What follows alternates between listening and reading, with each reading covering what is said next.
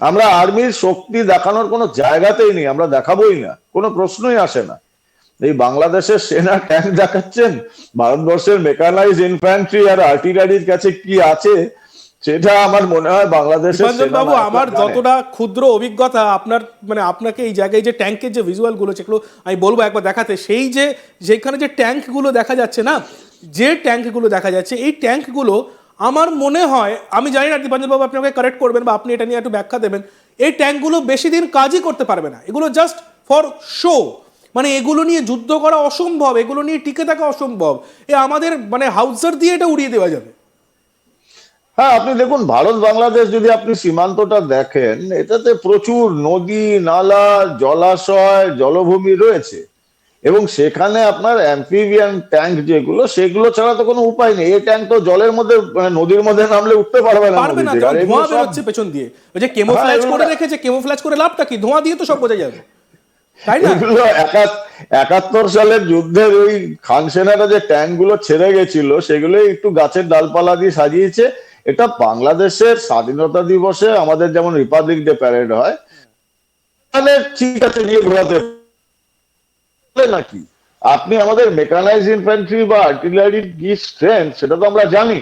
সারা বিশ্বের অন্যতম শ্রেষ্ঠ ভারতীয় মেকানাইজ ইনফ্যান্ট্রি এবং আর্টিলারি।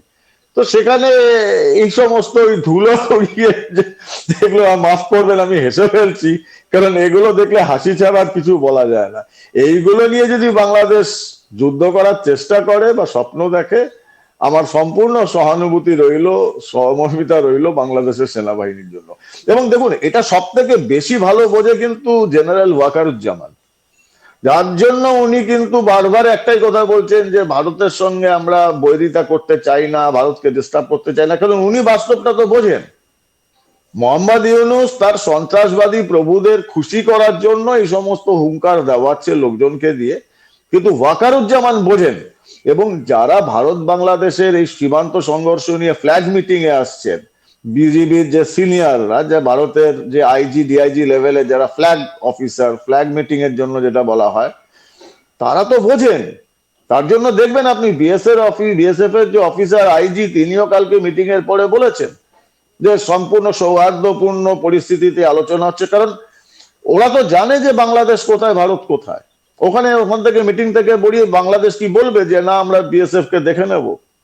এখন এইগুলো ভাড়ামো চলছে ইউনূসের, সে ভাড়ামো ঠিক আছে, কিন্তু এর পেছনে আছে সেটা খুব মারাত্মক। একদম, ওটাকে সামলাতে হবে, একদম। কারণ ওটার পেছন দিয়ে সন্ত্রাসবাদ ঢুকবে, কিন্তু যারা ঢুকে হচ্ছে অলরেডি ভারতবর্ষের ভূখণ্ডে, সিডিএস ওটা মারাত্মক। সিডিএস বিপিন রাওয়াত একবার বলেও ছিলেন, তিনি একবার বলেও ছিলেন যে ভারতের শত্রু বা ভারতের প্রতিপক্ষ হিসেবে পাকিস্তানকে দেখা উচিত না, বাংলাদেশকে তো বাদে দিলাম, ভারতের প্রধান প্রতিপক্ষ হিসেবে চীনকে দেখা উচিত। উনি এরকম, সিডিএস বিপিন রাওয়াত স্বর্গীয়, তিনি এই কথা বলেছিলেন।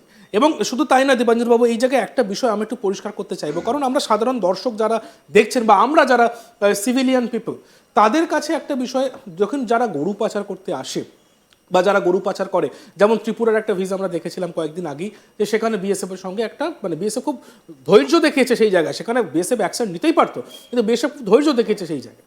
তো বিএসএফ এর ধৈর্যটা, বিএসএফ নাকি রবার বুলেট চালায়, মানে যখন এরকম কিছু হয় সীমান্তে নাকি রবার বুলেট চলে, কিন্তু কোনোভাবে যদি এরকমভাবে আরও, মানে এই যে যে ঘটনাটা ত্রিপুরাতে ঘটলো, এরকম অস্ত্র কাটতে যাওয়ার চেষ্টা, মারতে আসার চেষ্টা, এরকম যদি ঘটতে থাকে কোনোভাবে, সেই ক্ষেত্রে বিএসএফ কি কোনোভাবে মানে রিয়েল ফায়ার বা রিয়েল বুলেট ফায়ার করতে পারে, বা সীমান্তে কি এটা কখনো হয়? না না, দেখুন, এটা জেনেভা চুক্তি যখন হয় দ্বিতীয় বিশ্বযুদ্ধের পর, তারপর এটা সারা পৃথিবী জুড়ে বলা হয় যে যে কোনো আর্মি যতক্ষণ না আত্মরক্ষা বা দেশের সার্বভৌমতা রক্ষার ব্যাপারটা না থাকছে, ততক্ষণ কিন্তু তারা রেস্ট্রেনিং অফ পাওয়ার সবসময় দেখাতে হবেই, বিশেষ করে যে শক্তিশালী, অপেক্ষাতর শক্তিশালী রাষ্ট্র। এবং সেখানে বিএসএফ যে রাবার বুলেট ইউজ করছে, সেটার কারণ হচ্ছে যে গরু পাচারকারীরা তো আর আমি বাংলাদেশের আর্মিকে বলতে পারি না, তারা অপরাধী। কিন্তু যেখানে সন্ত্রাসবাদের সঙ্গে মোকাবেলা করবে, এর সঙ্গে যদি মোকাবেলা করতে হয়, সেখানে কিন্তু ভারতবর্ষের রাষ্ট্রীয় সুরক্ষা বা ভারতবর্ষের সার্বভৌমতার প্রশ্ন।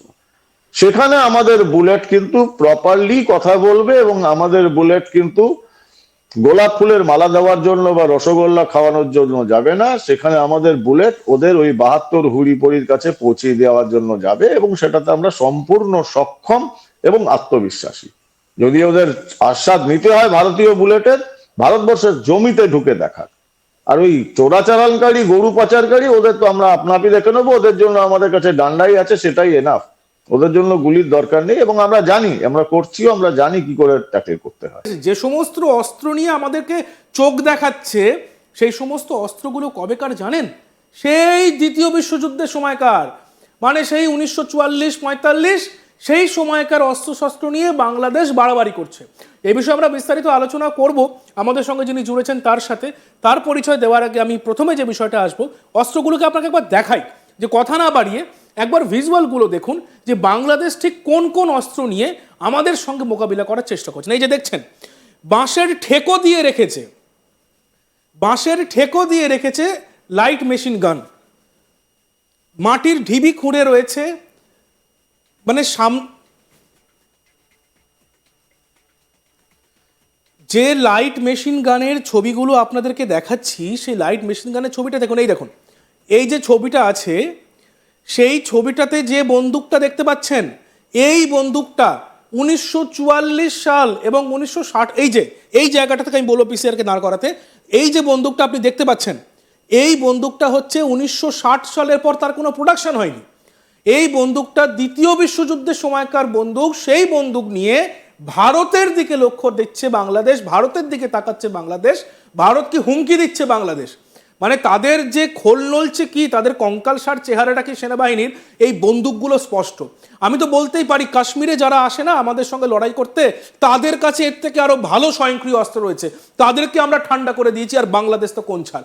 এই বিষয়ে কথা বলবো। আমার সঙ্গে সরাসরি যুক্ত হয়েছেন প্রাক্তন এনএসজি কর্তা এবং প্রাক্তন গোয়েন্দা কর্তা দীপাঞ্জন চক্রবর্তী। স্যার, স্যার আজ তাক বাংলা আপনাকে স্বাগত। মানে ঢাল নেই, তরোয়াল নেই, নিধিরাম সর্দার বাংলাদেশ। না, দেখুন, বাংলাদেশের যে এই মুহূর্তে যে পরিস্থিতি, আপনি তো এটা আমরা ওদের বিজিবি কে দেখছি, কিন্তু বাংলাদেশ আর্মিরও অবস্থা ততই কারণ এই যে আরপিডি মেশিন গান দেখাচ্ছেন, এগুলো আরপিডি কোল্ড ওয়ার, যেটা মানে দ্বিতীয় বিশ্বযুদ্ধের পরে 50-এর দশকে যেটা শুরু হয়েছিল কোল্ড ওয়ার, আমেরিকা আর রাশিয়া, কোল্ড ওয়ারের পরের থেকেই সারা পৃথিবীতে আর আরপিডির কোনো ব্যবহার নেই। 7.62 এখন মোটামুটি 7.62 দ্য ক্যালিবার, 7.62 এটা সারা পৃথিবীতে কোথাও আর এখন ব্যবহার হয় না। অনেক বেশি অ্যাকুরেসি, অনেক বেশি পাওয়ারের জন্য এখন 5.56 ইউজ করা হয়, 5.56 দ্য ক্যালিবার। যে এখন এই আরপিডি আমার মনে হয় যখন বাংলাদেশ থেকে চলে যায় এই পাকিস্তান আর্মি, খান সেনারা 71 সালে, তখন যে ছেড়ে গেছিল যে অস্ত্রগুলো, কারণ ওরা তো সমস্ত অস্ত্র সারেন্ডার করতে বাধ্য হয়েছিল। 92,000